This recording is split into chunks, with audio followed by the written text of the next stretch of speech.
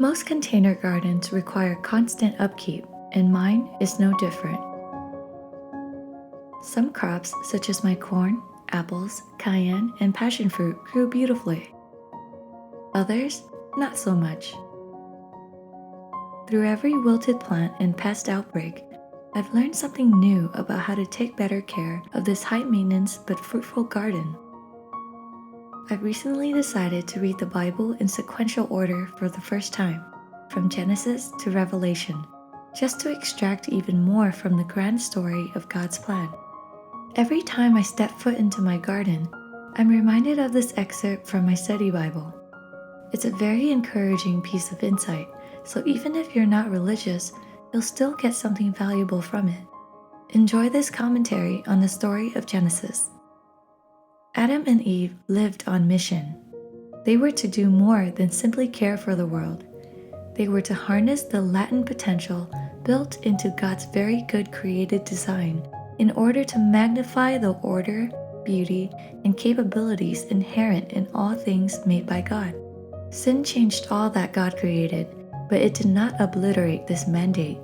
In Christ, men and women can fulfill their God-given mission to fill the earth with worshipers and develop the world in such a way as to bring God great glory.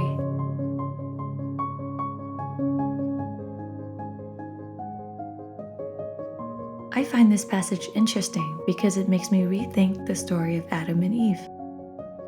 I've always imagined that Adam and Eve, the collective symbol of mankind, were placed on earth to simply enjoy all the lush plants and wonders that God had in store for them. In my mind, they were supposed to live as if they were already retired from birth. I imagined their lives consisting of nothing but pleasure, ease, and relaxation. I thought the hard work only came after they disobeyed. But that's not the case. They had a job from the very beginning, to fill the earth and subdue it. In other words, they were to take care of this earth and bring order to the chaotic beauty that was given to them. Mankind was given the task of stewardship from the very beginning. This is significant to me because it changes my perspective on work. Like many people, I viewed work as something dreadful, a result of the fall. I found no joy in hard labor because I couldn't see the point. Why did we have to work so hard just to get old, fall ill, and die? Work seemed like an utterly meaningless part of life. And yes, I knew that some jobs seemed more meaningful than others, especially the jobs that helped the poor or healed the sick.